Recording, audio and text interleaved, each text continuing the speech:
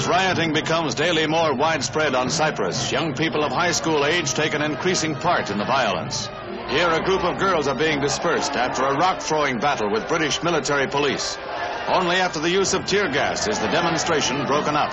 The soldiers, carrying plastic shields against stones, pursue the demonstrators.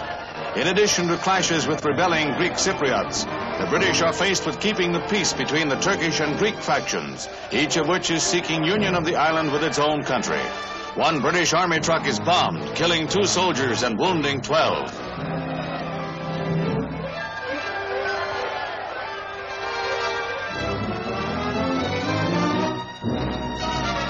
Diplomats vainly seek a solution to the Cyprus impasse, but the strategic island continues to be the scene of daily violence and bloodshed.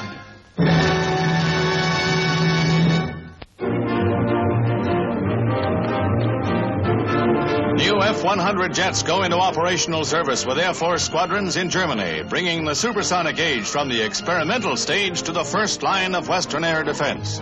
The Super Sabre jet is the first supersonic fighter bomber to go into operational service overseas. A new sight and a new sound of the European skies. The Air Force's finest first-line fighter.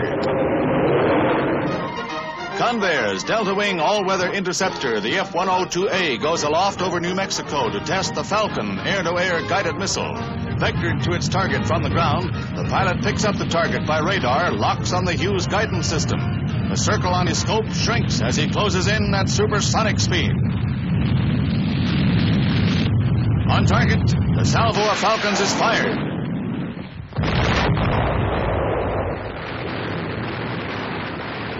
Bad weather, the darkness of night, nothing can hide another aircraft from all-weather interceptors armed with offensive weapons like the Falcon, fired and guided unerringly to target by electronics. The greatest array of earth-moving equipment ever assembled in Latin America, and a construction crew of 3,000 labor around the clock in a frantic race to finish the largest earthen dam in South America before the tropical rains begin. 9 miles long and 100 feet high, the huge Guarico Dam is one of the most ambitious projects of President General Jimenez's regime.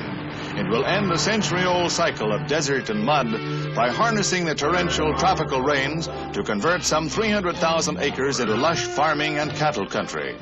The entire top of the mountain is blasted to supply rock for the embankments, literally changing the face of the nation.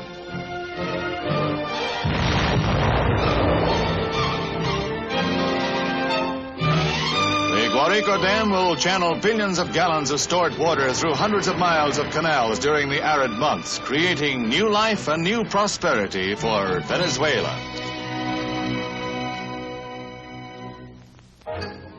A rotary snowplow and 3 bulldozers are hard at work opening the road across Chinook Pass. They've got 2 weeks to do the job, toughest in years, because the snows this winter have reached 40 feet in places.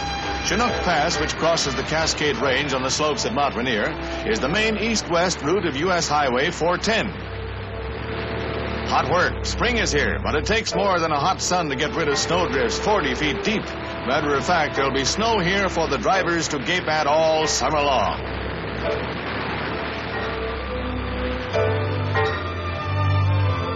Hot sun, deep snow, mile-high mountain scenery, all yours now that spring cleaning is done. Meet the Drake, the Army's newest amphibious truck. It's a versatile, rugged 8-wheel, 8-ton job at home on land or sea that can take a 60-degree incline in stride. Another feature of the new amphib with its all-aluminum frame and hull is its tires. Inflate and deflate automatically. On a hard surface, they carry 50 pounds. On soft sand, the pressure is dropped to 11 pounds for maximum traction. The smaller duck gets stuck. The Drake can take it. Raised or lowered underway, twin screws will be used when the water is deep enough, and it soon is, and rough. You wait at Monterey, California. Whatever the wild waves are saying, the Drake takes no back talk. Watch her tackle the raging Pacific breakers. That's almost as bad as driving in Sunday traffic.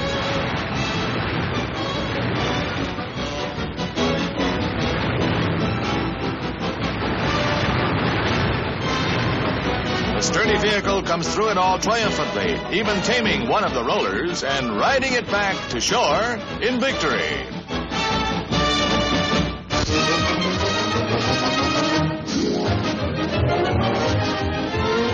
All set for excitement as the official pace car leads the field around one lap of the famed speedway at Indianapolis.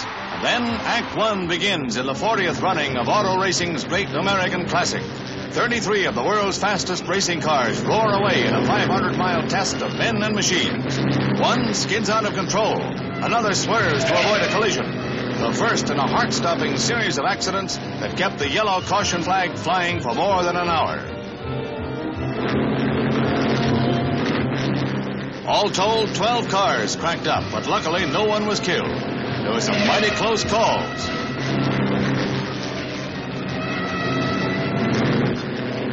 That was a close call. Due to the mishaps, the winner's average speed was slower than anticipated. And as the checkered flag drops, Pat Flaherty in his Zinc Special roars home a winner by 22 seconds. The red-headed Irishman stands to net 70 for his day's work. Nice work. And his name goes into the record books of the 500.